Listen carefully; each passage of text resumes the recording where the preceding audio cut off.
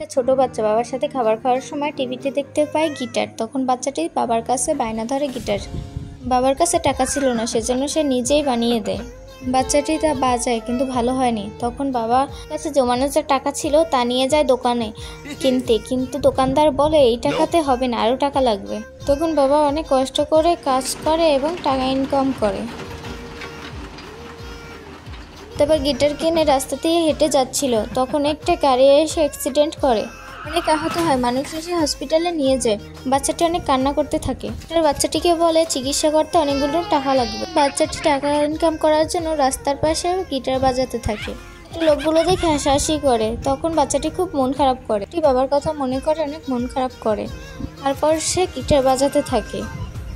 সবার কাছে অনেক পছন্দ হয় তার গিটার, টিভিতে দেখায়, অনেকগুলো টাকা ইনকাম করে এবং ডাক্তারের কাছে দেয়। ডাক্তার বাবা চিকিৎসা করে এবং সুস্থ করে তোলে। তার বাবাটি সুস্থ হয়ে বাচ্চা বাবা একসাথেই থাকে হাসি খুশি।